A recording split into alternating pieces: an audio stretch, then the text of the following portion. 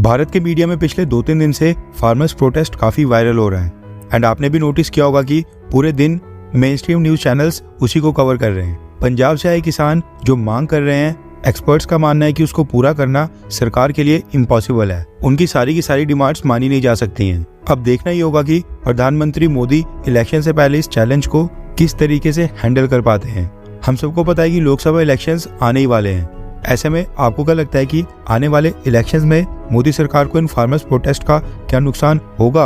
हाँ या फिर नहीं, नीचे कमेंट करके अपनी राय जरूर बताएं। अब हम बढ़ते हैं मेन टॉपिक की तरफ। दरअसल इंडियन नेवी में एक बहुत ही बड़ा चेंज हुआ है। एक ऐसा बदलाव लाया गया है जिसने सोशल मीडिया के ऊपर एक तीखी बहस छेड़ दी है। दरअसल इंडियन नेवी ने फैसला किया है कि नेवी फैसिलिटीज में जो भी इनफॉर्मल पार्टीज होती हैं और जो मैस एरिया होता है, वहाँ पर ऑफिसर्स और सेलर्स अब कुर्ता पजामा पहनकर भी आ सकते हैं। इंडियन नेवी की नेवल कमांडर्स लेवल की कॉन्फ्रेंस में ये टॉपिक डिस्कस करने के बाद ही इंडियन नेवी ने ये रूल इंट्रोड्यूस किया है। अब ऑब्वियस है कि नेवी में मेंस और वुमेन दोनों ऑफिसर्स हैं और ऐसा नहीं है कि कोई भी जवान या ऑफिसर अपनी मर्जी से किसी भी डिजाइन वाला कुर्ता पजामा पहनकर नेवी फैसिलिटीज में घूम सकता है। रेफरेंस के लिए आपकी स्क्रीन के ऊपर beyond world is one news के आर्टिकल का स्क्रीनशॉट भी है।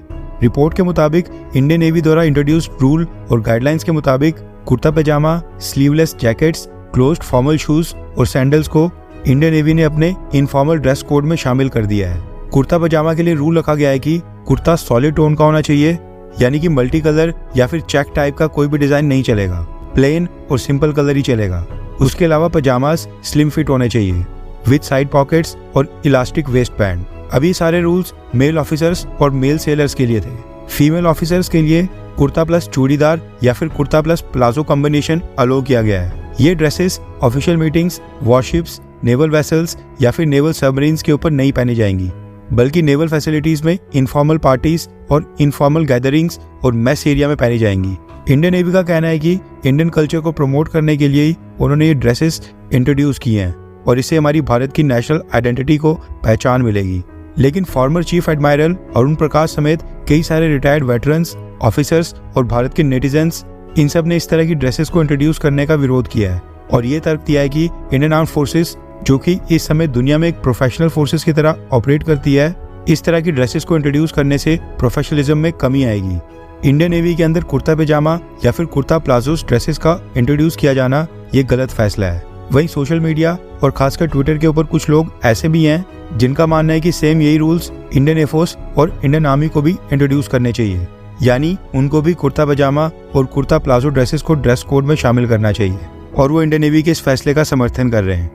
प्रधानमंत्री मोदी जी ने अपनी स्पीच में भी कुछ ही महीने पहले कहा था कि इंडियन आर्म्ड फोर्सेस को कॉलोनियल एरा की प्रैक्टिसेस और इन्फ्लुएंसेस को खत्म करके खुद की यानी भारत की नेशनल आइडेंटिटी को प्रमोट करना चाहिए और माना जा रहा है कि इंडियन नेवी का यह फैसला भी प्रधानमंत्री मोदी के सुझाव की तरफ ही था। वैसे यहाँ पर आपका भी ओपिनियन बहुत ही इंपॉर्टेंट है।